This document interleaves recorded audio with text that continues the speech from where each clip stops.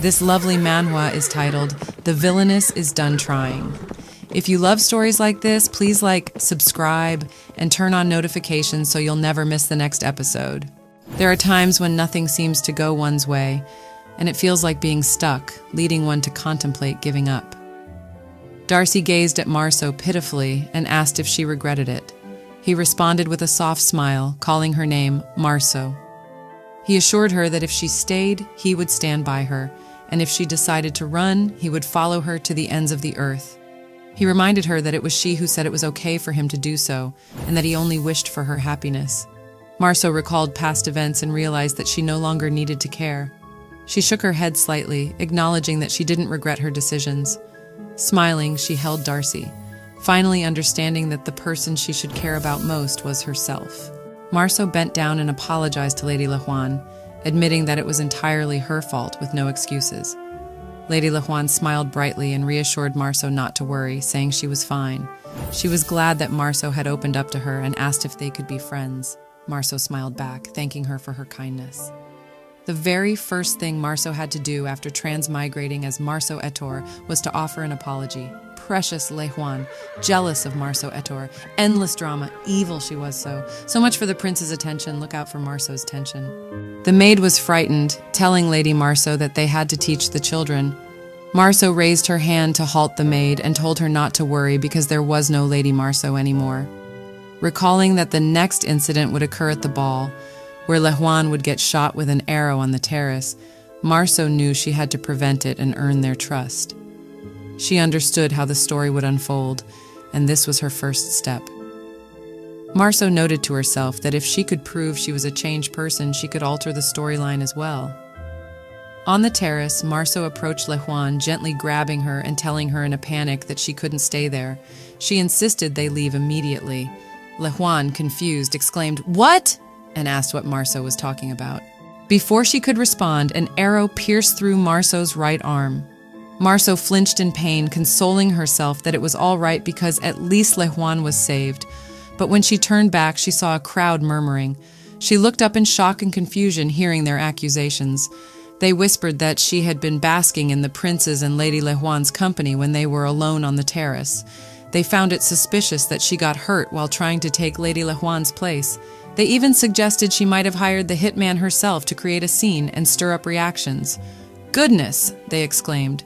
Marceau sat in angst, recalling how many times she had tried but failed. For instance, when she helped Lehuan with her coat, people suspected she was jealous of Lehuan's outfit. Any compliments she gave Lehuan were twisted into passive-aggressive comments. Marceau noted to herself that the world revolved around the female lead. Although Lehuan was kind to her, her lover Prince Ryan, Knight Commander Kaysen, who secretly admired her, and everyone else in the fantasy world, all hated her.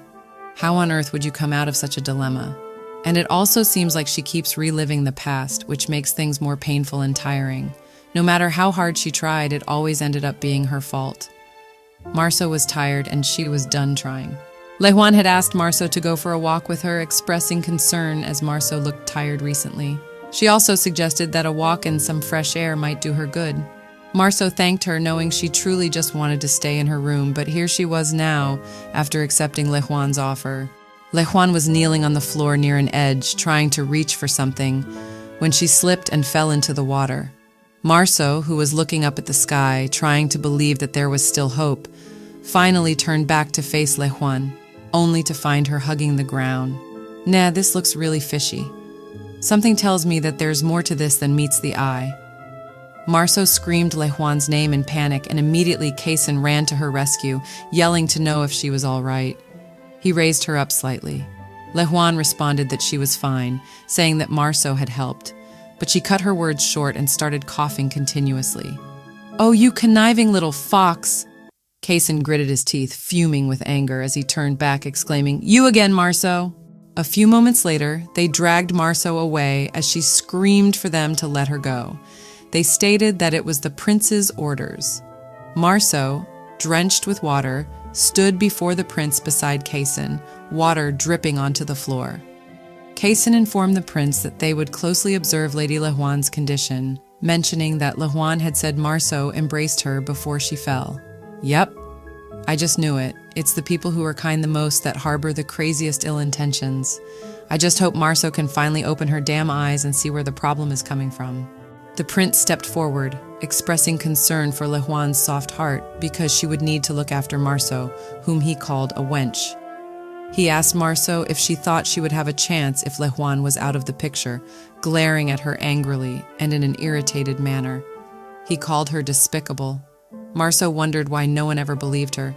The prince continued, saying that he had been easy on her since she was the Marquis's daughter, but she dared to lay a finger on his lover. Has anyone wondered why she was in the palace in the first place? She wondered sadly why nothing ever changed. The prince smiled, saying that there was always a reason why a woman was unloved. Marso questioned why she was always the same. She admitted to herself that she had asked herself countless times and tried to act differently in order to change her destiny. The prince stated that he had warned her plenty of times, and from then on he wouldn't be so generous. If nothing ever changed, no matter what she did. Finally, Marso bowed and told him she understood. He exclaimed, "What?" Tears streamed down her face as she told him that from that moment on she would do nothing. She wanted to forget it all. She said she wouldn't go near Lady Lehuan and she would stay away from all social gatherings, locking herself away and reflecting on her sins for the rest of her life. With a slam, Marso left the room, leaving everyone confused. Weird. She realized she had tried so hard but failed to achieve her goals, and now she was giving up on the life she once cherished. The crowd murmured, wondering how the Marquis's daughter could be absent from all social activities, especially as she was their only daughter. "Give it a rest, guys, honestly," Prince Ryan sighed in irritation, stating that she was ever so self-centered. Marso knew people would see her as a coward, but she pondered why she felt. The maid interrupted her thoughts, asking if she was all right. Marso thanked her for waiting and noted that they should head back to the estate. The maid passed her a towel, worriedly asking what had happened to her. Marso simply told her not to worry about it, saying it was fine now. She explained that she got so annoyed with the prince's accusations that she told him she would head home and stay there. Heading back inside, the maid followed her in confusion, asking how she was going to do it. Marso questioned what she meant by how she was going to do it. She knew she was the daughter of a rich, noble family, smirking as she stated that she would just go on a spending spree. "Something tells me that's not going to happen." Once in her room, Marso changed clothes, dried off her body, and plopped onto the bed with a sigh of relief. A maid approached her and Marso gave her orders. 10 macarons with black tea and a piece of cake loaded with strawberries. The maid acknowledged and left. Marso turned back, looking fierce, and noted that it was all over. She didn't care what happened to the plot. She was going to live happily ever after with her cat. A few moments later, her order arrived. The maid gestured for her to take a seat, which she did. She took the black tea in her hands, sipping it slowly as the maid served her dessert. Reminiscing about Ryan, who never listened to anything she said, and Lehuan, who never read the room, she bid them goodbye. Taking another sip of tea, she wondered why she hadn't thought of this solution before. She realized she was too accustomed to the pressure of social networking in the modern world. Anyways, it now dawned on her how she was going to spend her time. Unlike the modern world, there wasn't much to do in the house, she pondered. Marso devoured her cake, thinking of something that would keep her occupied during her self-imposed lockdown, like a smartphone or a personal computer.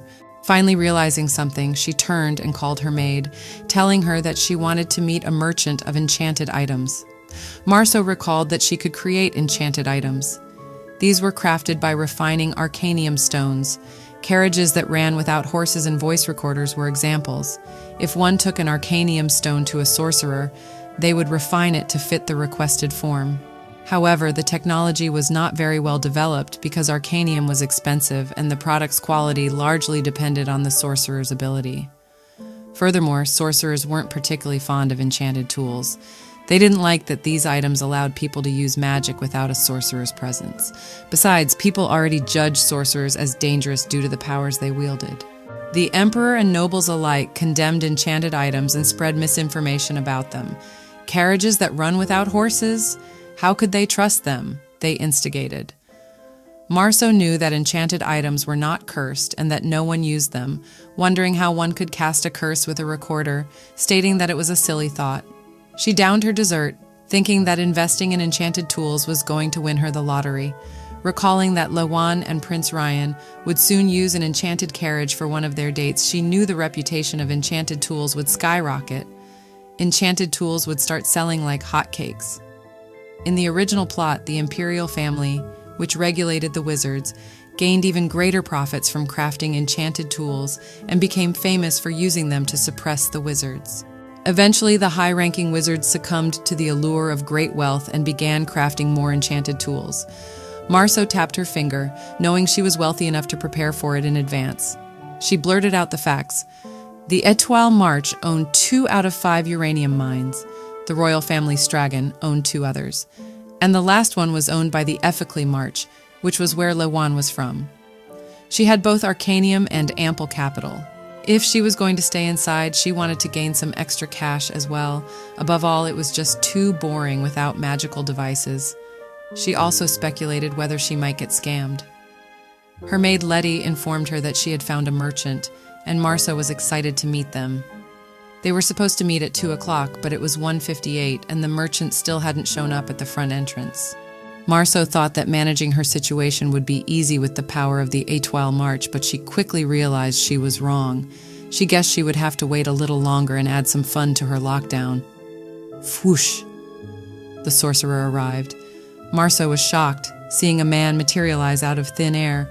The sorcerer greeted her with a casual, "Hello?" All she could think about was the fact that he had teleported inside the mansion, knowing that it required a significant amount of skill. Waving the thought away, she wondered why he was already being so informal. As a former Korean girl, she couldn't accept it. She was about to speak to him about it when the sorcerer pulled down his hood. Marceau was flustered and shocked, gaping at him with wide eyes and an open mouth. "What the—" He spoke, introducing himself as Darcy, the merchant, and a wizard. Marceau couldn't help but marvel at how handsome he was, with his white hair and sea-blue eyes. "Ha ha ha ha, what happened to you being a Korean girl?" Fully flustered, she wondered if someone like him could exist in the world, seeing that he was even more attractive than the main character of the story. She described him as a beautiful flower hiding behind a seductive facade, capable of killing its victims at any moment with poison, yet she couldn't help but reach out. She pondered how someone like him did not appear in the plot of the novel. Mumbling to herself, she wondered if he could truly be just a mere merchant. He was too handsome to be an extra. Darcy tilted his head, confirming that he was indeed a merchant and asking with a smile what she meant by extra. She immediately waved it off as nothing, addressing him as "my lord." Realizing she had been caught off guard, she spoke too formally for her position as a marchioness. Darcy sat across from her. She greeted him, asking if he knew who she was. He announced her family's name and her full title, the only daughter of Marquis Étoile, Marceau Étoile. She realized it wasn't because he didn't know her position. Darcy bowed his head, saying he hated speaking to nobles formally, and asked for her kind understanding. Marceau accepted, noting that informal speech suited him much better. With a cup of tea in his hands, Darcy spoke, saying he didn't understand why people got so fixated on social status when they were all the same. Marceau knew that calling out all the nobles like that in this world was rare. It had been a while since she met someone with such a modern view. Though she was the only daughter of the Marquis, she wasn't really into the class society thing either.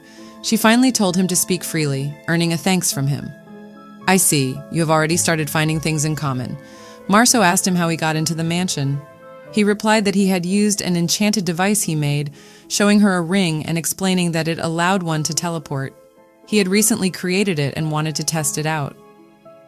Marceau fell into thought, knowing that teleportation required a great deal of time and effort to draw complex runes, yet he seemed to have accomplished it effortlessly. Her gut feeling was confirmed. Darcy was talented. She had expected a regular merchant. She questioned whether he could make the enchanted devices himself. He replied yes, adding that he also sold them. Marceau acknowledged his skill and proceeded to discuss the device she wanted him to make, mentioning that she would provide the arcanium stones. Darcy asked how much, and Marceau replied that she would give him 5 billion gold. Darcy immediately accepted, musing to himself about what a noblewoman, especially the only daughter of Marquis Étoile, wanted to commission. She understood his curiosity about her intentions. In a world that condemns magic, it was surprising to see a noblewoman seek it out. But it was all for the sake of her successful hermit life. She stretched out her hands and handed him a blueprint. It was for a video recorder and a player. The first project to embark on her secluded life was creating a movie theater. She told him that it was just the beginning, that there was more. She then unfolded the paper in her hands, revealing a lengthy design. In a dark and creepy palace, the only sounds heard were the footsteps of soldiers. He had been locked up for over 10 years. The people who imprisoned him allowed him to go on walks to relieve their conscience. It was a laughable gesture, but thanks to it, he heard that the daughter of Etoile was seeking out a magical tool merchant. He looked at the guards standing determined not to lose him. It was amusing to him. They never even noticed when he left. In that dilapidated palace, the small space alone was where he could truly belong. He thought Marceau Etoile was different from what the rumors said, and he was ready to resort to threats to get what he wanted. He didn't expect a noblewoman to be truly interested in crafting enchanted tools. Moreover, who could have known the reason would be to comfortably quarantine herself in her home? He set a small fire and burned his hood. It was ironic to him because he wanted to walk free, but he was trapped, so it piqued his interest further. He sat in his bath, leaning his head back. Knowing that he had secured some arcanium, he got what he wanted from the deal. He had enough to cover his research as well. Gazing at his hands, he realized it was time to remove his contact lenses. He stared at the mirror, revealing red-colored eyes. He knew he could deter foolish people who trembled at his eye color by using enchanted items. They were so useful to him. Knock, knock.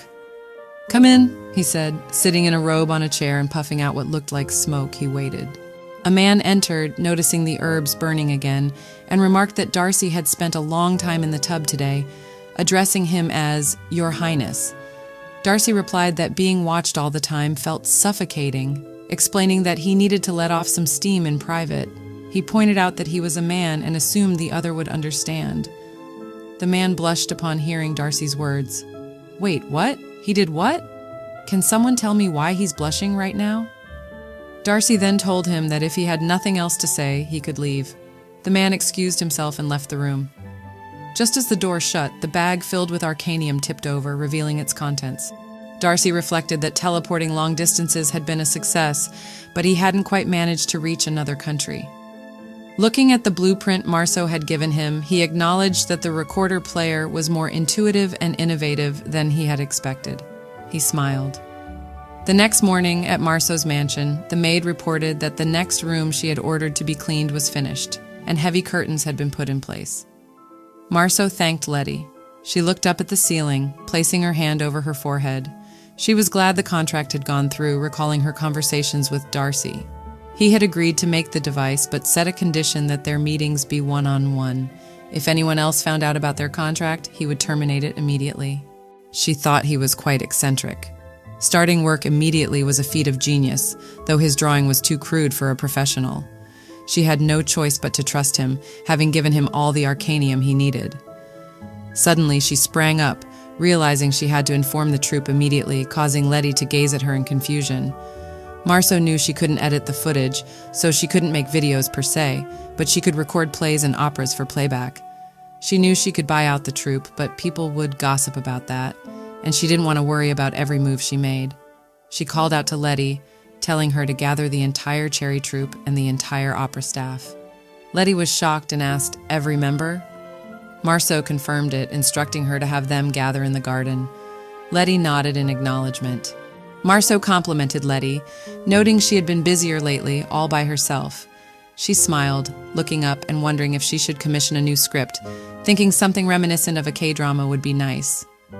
She remembered some good plots when Letty returned, asking to be excused as she informed Marceau that Lady Lehuan had arrived. Lady Lehuan had sent a letter saying she missed Marceau. Marceau realized that this wasn't good at all because word would get out whether she invited her over or declined. She knew Lehuan wouldn't think much of it, as she was genuinely concerned about not having seen her in a while. Seriously, how naive can you get, Marceau? Or am I the only one seeing it? Marceau held her head, realizing they were never close enough to invite each other over. Recalling the past year, she noted she had never once invited Lehuan to her place. It was mostly because of the dirty looks the male leads gave her, but also because the time spent with Lehuan wasn't the most pleasant. Whenever they were together, People compared them, and Marceau was always put down. She stated that Lejuan was oblivious to this because when one is loved as they are, there's no need to be perceptive of their surroundings. Marceau acknowledged that Lejuan wasn't a bad person, but no matter how much effort she put into choosing the right clothes and practicing proper etiquette, she was always overshadowed by Lejuan's mere presence. Every time she asked herself what she did wrong, what was wrong with her, but none of it mattered anymore. She wiggled back in her chair, resting her leg on the desk. She felt liberated now that she had given up, but still considered writing back. She reasoned that it was necessary to meet up once and tie things up properly, knowing that if they met alone, there was a high chance things would go south for her again. She decided to ask to meet with the male main characters as well. The next morning, Marceau still hadn't had the chance to meet with the troupe, as she was preoccupied with scheduling meetings with the three main characters. She thought that Lejuan had no idea how considerate she tried to be for her, adding that it was just another day in the life of a heroine, she guessed. She waved it off immediately, not wanting to dwell on it any longer.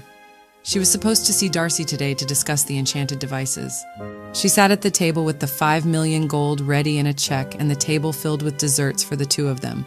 Tick-tock. 2 o'clock. Whoosh! He appeared just like before.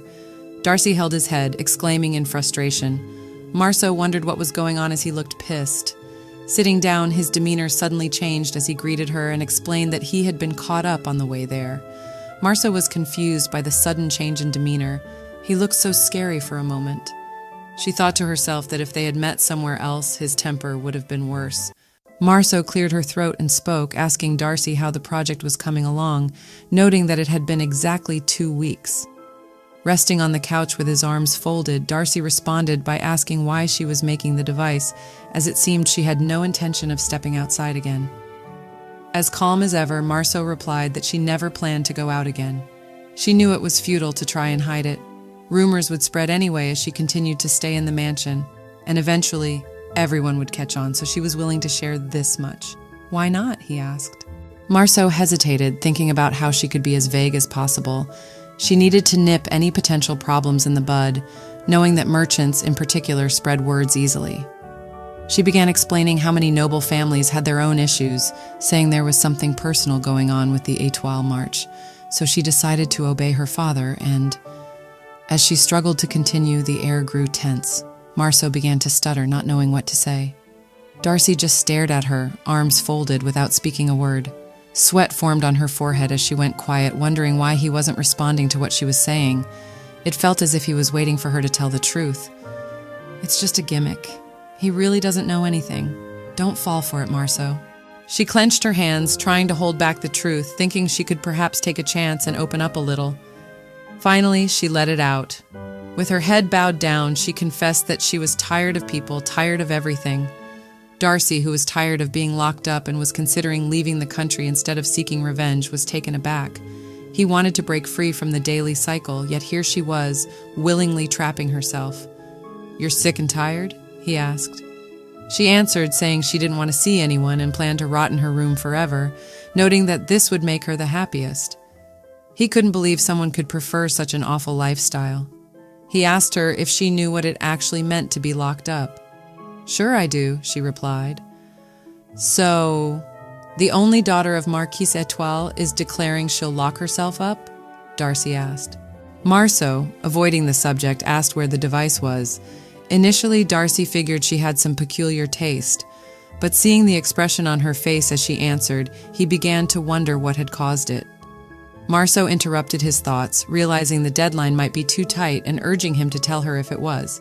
Darcy assured her that wasn't the problem.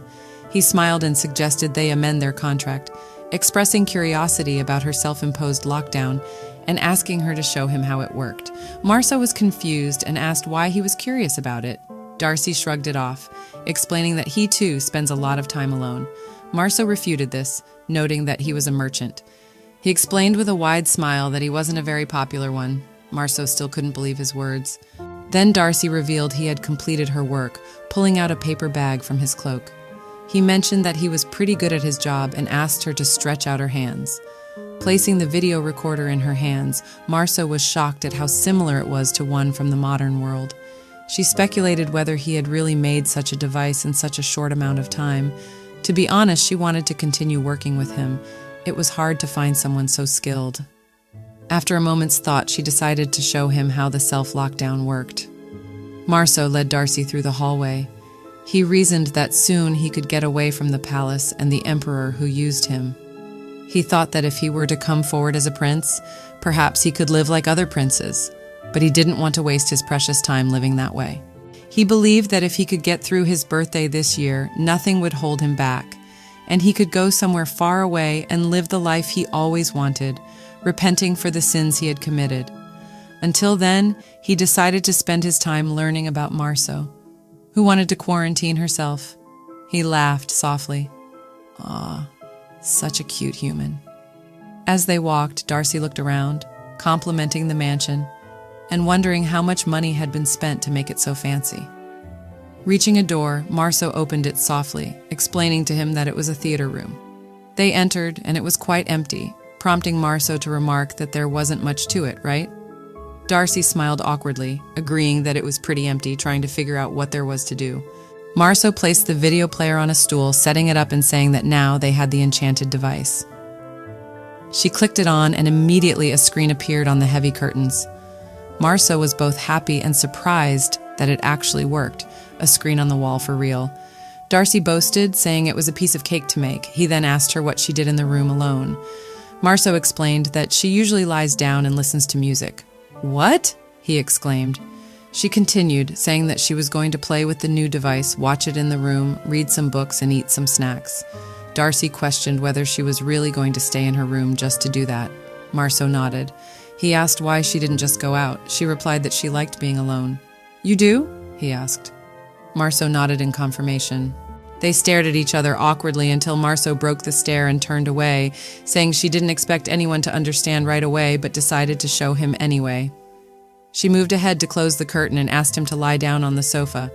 He plopped onto the sofa, waiting to see what she was about to show him. He wondered what difference it would make, knowing well the feeling of being alone. He was sick of it. As she closed the curtains, she mentioned that her favorite time of the day was from midnight until dawn and around dawn. She touched the music player, setting it to begin its melodies. Darcy was surprised and exclaimed, "Gentle music!" Marceau then asked what he thought and whether he liked it. She laid down on the bed, saying that all they had to do now was to space out while listening to the music. Darcy sprang up, asking if that was it. He responded, saying it was very different from the lockdown he had in mind, chuckling awkwardly. He walked over to her and hovered above her as she lay on the bed, mentioning that sometimes she just spent time like this, giving herself room to rest when she was worn out. She opened her eyes after a short while and sat up. Darcy asked why, noting that she had everything she needed as the only daughter of Etoile. She smiled, reminding him that she was still a human being and that relationships didn't always pan out as she hoped. Sometimes she needed to get away from it all. Darcy suggested that she felt tired because she worried too much about what others thought, advising her to stop thinking about it. Marceau smiled softly, stating that she was going to do just that from then on. She went to the curtains and opened them, revealing the orange sun setting. He asked her what kind of device she wanted next, and she told him she wanted a device that would enlarge the screen and fill up the whole wall. The whole wall, Darcy thought. She smiled, nodding her head, saying the entire wall would become the screen. Darcy noticed her expression, realizing it was different from before. Her expression had changed drastically at that moment. Darcy agreed and told her he would meet her there again in 2 weeks. Marceau questioned whether he was sure and if it wasn't too difficult to make, but Darcy was confident, telling her he could make anything. It affected him so much that he wanted to watch her longer. Finally, the time had come. Marceau breathed out, standing at the entrance. Marceau, her name was called. She looked back and saw that they had arrived, Lejuan, Prince Ryan, and Kaisen. Lejuan asked if she had waited long. Marceau explained with a smile that it took a while for them to meet up and get to her house together, thanking Marceau for inviting them over. Marceau said it was no problem at all, thanked them for coming, and welcomed them with a forced smile because inwardly all she wanted was to end this awful relationship. They were now seated in the living room, and Lejuan went on and on about how much she missed Marceau and was worried because she had heard Marceau hadn't stepped out of the house for a while. Marceau explained that she hadn't been feeling well. Lehuan exclaimed, "My goodness," and asked if she was suffering from an illness or if she was unwell. Marceau watched closely and saw that Lehuan was genuinely worried about her. "You wish. I feel she just hasn't shown her true colors yet, but hopefully soon. So you can stop being naive." Marceau stated that Lehuan was a kind-hearted heroine who reached out to everyone, which was why she used to think they could be friends.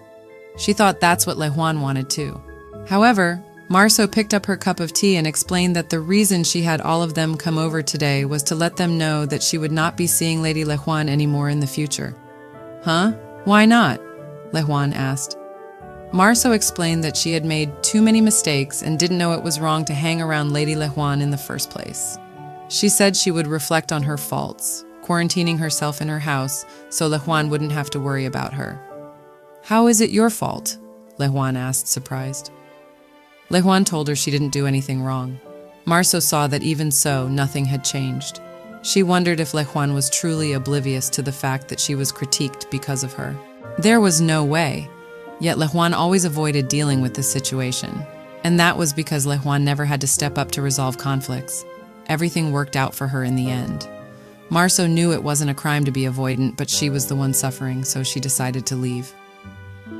She finally spoke, telling Lehuan not to call her that anymore. Kaisen raged, questioning how she could give orders to Lehuan. Marceau replied as calmly as ever, saying it wasn't an order, she just wanted to keep her distance. She also told them they wouldn't see her at any social events either, just as it had been lately. She smiled and picked up her teacup. Kaisen asked if she expected them to believe that. Marceau observed them and found it strange that Prince Ryan remained silent. Lehuan ran out crying, saying she truly thought they were friends. They called out to her, trying to stop her, but Marceau just watched silently as Kaisen chased after her. This confirmed for her the fact that the male lead was expected to chase her. Prince Ryan was the only one left, still sitting with his arms folded quietly. He glared at Marceau and finally asked if she was serious. Marceau immediately replied, "Yes." Prince Ryan yelled that people don't change that easily. Marceau smiled and reminded him that she had told him she would stay home since he had said she wasn't allowed to do anything anyway.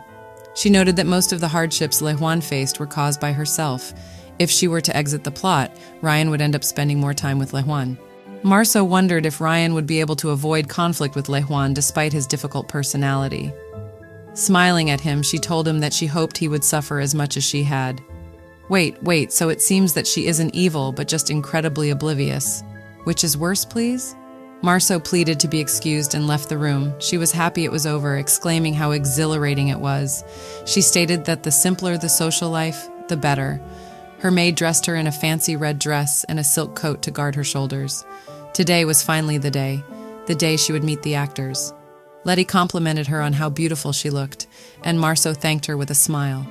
As Marceau got up, she bent to pick up the video player from the table and mentioned that she thought they had a mole among them. Letty flinched, exclaiming, "What? In the mansion?" Marceau explained that Ryan had been reacting to her moves rather quickly and asked Letty to look into it. Letty agreed, and Marceau thanked her, grabbing the video player and deciding to get going. In her living room, the space was filled with people muttering and clattering. She stepped in, and all eyes were on her. She greeted them with a smile, saying hello to everyone and thanking them for attending. The first man spoke, saying it was a pleasure to meet her, and introduced himself as Petol, the playwright who wrote the script. Marceau greeted him, saying she had heard great things and thought he had the potential to write great K-dramas. He accepted the compliment, saying it was an honor. Marceau glanced at the group and realized they must have heard the rumors about her. The fact that they showed up meant they either didn't care about the rumors or they needed money. She was offering 10 times the highest price in the industry, so working for the villainous Marceau Étoile should be worthwhile. They whispered among themselves, saying they rushed over because they needed money but didn't know what the caveat was. They wondered what if she made them do something strange since they had no idea, as it was none other than... She brought out the video recorder and they gasped in shock. She explained that the reason she had gathered them was to let them know she would be recording the plays. "Huh? Recording?" they murmured, still frightened. "What's that?" they wondered. One of them walked forward, repeating her words. She turned to face him. He was Ledro, the main lead of the play and the most popular actor among the ladies. However, for her, Darcy had set the bar too high. That was definitely the truth. No lie, sis. He asked if she could explain to them what recording was. Realizing they didn't understand, she explained that she was going to keepsake the play inside the enchanted device. She said it would be easier if she just showed them and told them they should begin. She started recording, and they were all still confused. Ledro asked if he should just look at the middle, pointing to it. She nodded, suggesting they all try to say something. They spoke one after the other, still wondering how it worked, noting that they did what she told them to do. A few minutes later, she called for everyone's attention, pointing in the direction they should look. The light flicked on, and they all gasped in shock, seeing themselves on the screen. They realized they could record themselves and re-watch it later. She stated that it was a magical tool she had created herself, so there was no need to be scared of it. She added that if they doubted the tools, she would take it as doubting her. She made it clear from the beginning, since magical tools had a bad reputation. To her, it was more of a blessing than a curse, a tool that could keepsake time from the past. They stared at it for a moment, then began laughing, mentioning how they looked awkward and as stiff as a twig, realizing that it was how they actually looked. They wondered how it worked, noting that they didn't sense anything wrong. Then Marceau asked if everyone was okay to continue recording, and they all nodded in agreement. Later on, as things began to move along, playwright Patol ran to her, calling her and saying he wanted to ask something before they started the play. Marceau asked what it was. Patol explained that the story they prepared was called The Love Story of the Century Girl and the Wizard, but as she knew, the reputation of wizards was not great. He asked if she was okay for them to continue with it. Wizards, she thought. Wizards were people born with magical powers who ought to deserve praise for their talents, but they became greedy for even more respect and power. They wanted to climb higher and higher to the top, which led to a power struggle with the royal family. The royal family spread malicious rumors about the wizards to isolate and control them, insinuating that they caused nothing but harm with their power. As a result, a few wizards conformed to serve the royal family, while others went into hiding, making them difficult to find. Those who rebelled against the palace were repeatedly suppressed, eventually leading to a major battle. Ryan made his debut as the male lead by leading the battle. Sure, he had good swordsmanship, but the victory was mostly thanks to the magical tools. They transported provisions and weapons using enchanted devices powered by the wizards who had knelt before the royal court. It was quite ironic. He expressed fear that having a wizard as the male lead would be too controversial and suggested they change it. Marceau dismissed his concerns, telling him she was fine with it and that he should continue with the script. Petal bowed and thanked her. She then got closer to him, sharing some other ideas she had and hoped he would use later. Petal, hiccuping with fright, answered her. Petal called for the play to begin, and they started, leaving Marceau mesmerized. When they took their final bow, ending the performance, Marceau clapped continuously, tears in her eyes and praises on her lips. She remarked that pouring one's heart and soul into something was truly a beautiful thing. She then headed for the camera, glad she had recorded the play. Ledro approached her, seeking her attention. She gazed at him, wondering what the matter was. He asked if it wasn't too much to request to watch the recording with her. Confused, she replied that it was fine, but also asked why. Ledro explained that they thought it was a good opportunity to review their acting and learn from it. The others nodded in agreement. "Great, this is great," Petal exclaimed, fully flustered, saying that inspiration was flowing in. He then went on a rampage, scribbling in his notes. They all began to discuss how they had thought their performances were the same as during practice, but now they saw that they needed to be more expressive and make more deliberate moves in the scenes, noting all the changes they needed to make. They agreed it was very useful. Marceau thought that perhaps this was the best way to help them see for themselves that there was no curse associated with the enchanted device. Honestly, it really cracks me up, hearing them call a camera an enchanted device. Petal called out to Lady Marceau, asking if they could watch the next play as well. He explained that they realized it was an expensive device and asked if it wouldn't be too much to use it again, adding that they would understand if she declined. Marceau thought for a moment, knowing that enchanted tools were indeed astronomically expensive, and saw why it was difficult for them to bring it up. She glanced at them, noting that she wasn't obligated to help them in any way. After all, public opinion about her had never changed, despite her many acts of charity. Despite that, she accepted and told them they could use it as much as they pleased. "Huh?" Petal exclaimed. Marso explained that she could make another one so they could use this one for practice. She offered to keep it available for practice every night until 10 p.m. She didn't expect it to change what people thought about her. However, she just hoped. They pleaded with her to allow them to pay a small fee or to do something else in return. Marso smiled, finally telling them to pay her back with a great play. They were surprised by her response, to the point that Ledro was totally flushed. At the end of the day, Ledro bowed and thanked Marso for everything she had done, asking how he could ever repay her. She was deep in thought, noting that, just as she suspected, Ledro was the best actor. She moved closer to him, placing her hand on his shoulder and complimented him, saying his acting was excellent and his delivery of emotions was as fluid as water. She told him he could repay her by continuing to do good work. He smiled at her, saying he hoped she could come to see them often.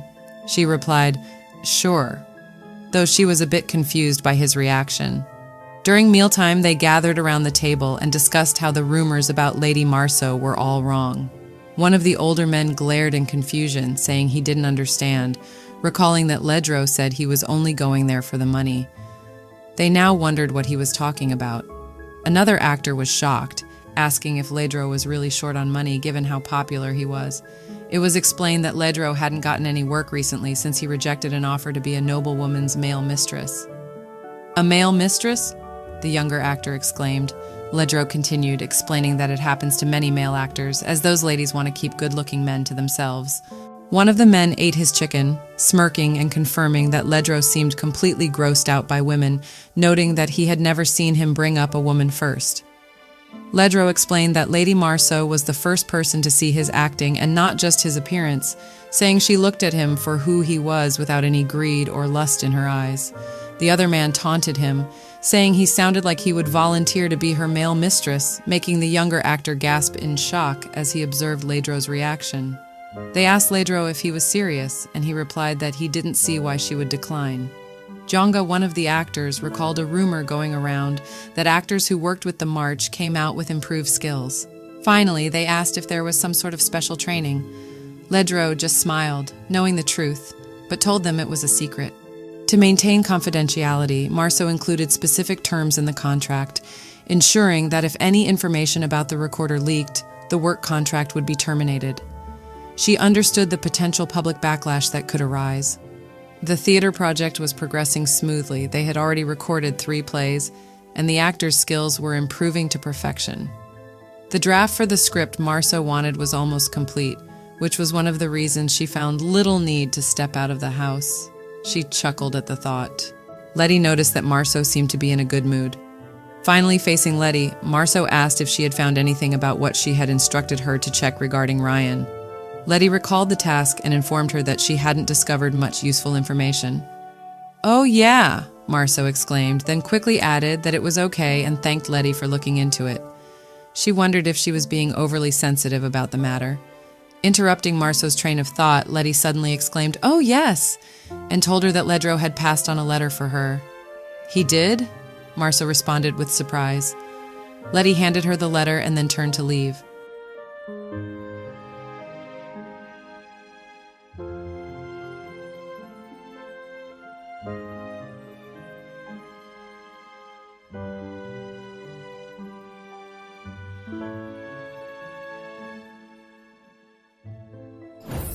And this is where this part of the story ends. If you want the next part, please comment the name Marso. See you in the next one.